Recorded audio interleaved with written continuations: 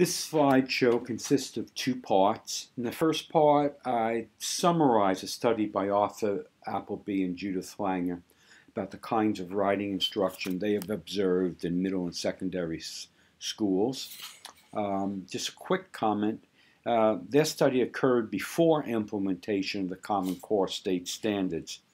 Although it wasn't published until 2011, most likely the data was collected in 2008 and 9. The manuscript went for a review in 2010 and then finally came out in 2011. That's generally the sequence. And so it doesn't reflect Common Core state standards revisions to the curriculum. There's a second quick slideshow that I'll also discuss, and that's looking at process writing versus template writing. So in the Appleby and Langer study, they look at changes in classroom writing instruction for the last 30 years. And they said this is a worthy topic because in the last 30 years, high-stakes testing came into existence. Schools are required to have evidence-based practice. Under the Bush administration, critics said schools suffered from fads and trends, and they weren't using instructional practices that were derived from research. We could argue that, but that's the criticism.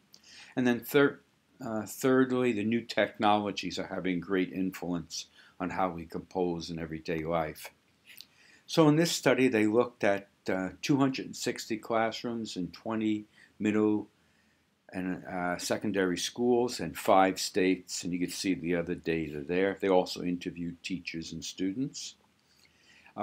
They compare the present study to the one Arthur Appleby did in 79-80 when he found very little writing instruction in schools at all, almost no class time for writing, typically only 3 minutes of class time used for writing, and students only wrote for the teacher.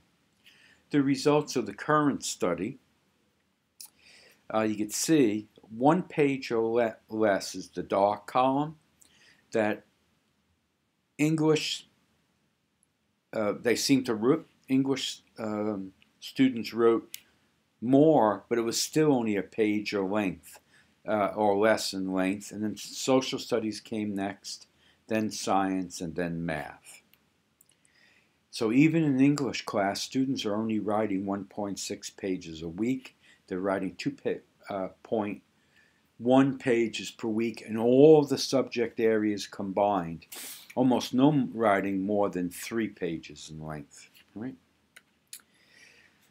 And of 8,500 writing assignments they examined, only 19% represented a paragraph in length or more. Right? And this contrasts with the previous video I made about how writing and thinking go together. So if you're only writing a paragraph or less, how much thinking are you doing about a particular topic? And here it looks at writing in middle and high school and compared to 1980. And you can see we are writing in high school a bit more than we used to. You see the 12.3, 9.9. I'm not sure if that's percentage of time or number of classes right now. Oh, mean percentage of time. And then math, only 3% of the time were they writing. 9.8% of the time social studies.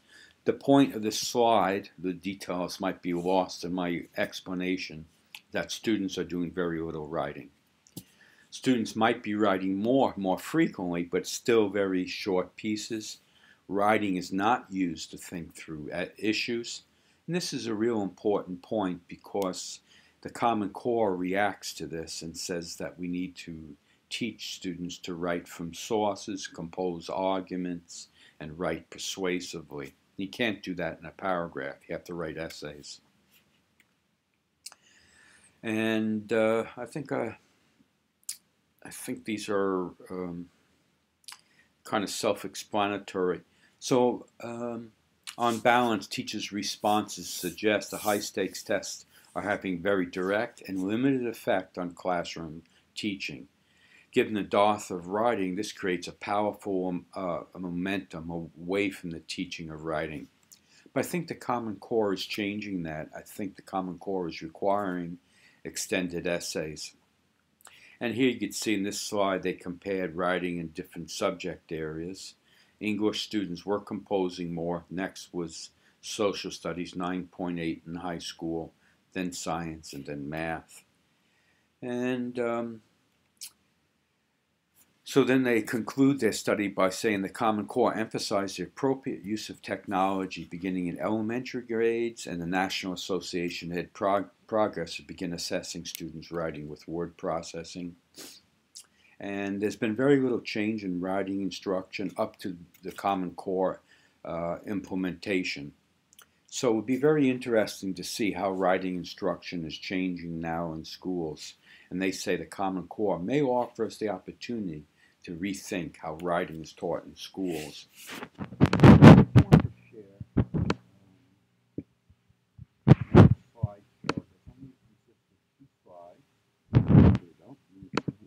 If we were in class together, face to face, I would have you participate in a guided writing activity in which you participate in pre-writing, drafting, composing, sharing, responding, editing, and then finally publishing. So a multiple step process. And that's often called the writing process. But there's a new approach to writing, it's really old wine in new bottles. It's template writing, and I just lost the slide here. And template writing is one just follows a template, it's a boilerplate template on how to write. And I think I have a slideshow here. This creates a great tension in the teaching of writing. And here we go, so we can find it. Here we go. So it's a very different approach to writing. You just give students templates, you tell them to use it.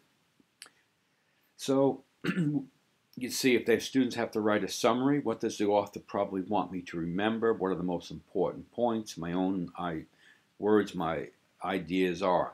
So students would begin writing this way. They use sentence starters like this, right? And incidentally, this comes from the work of Graft and Birkenstein. They say, I say. And I might find a real good template here. Here's one.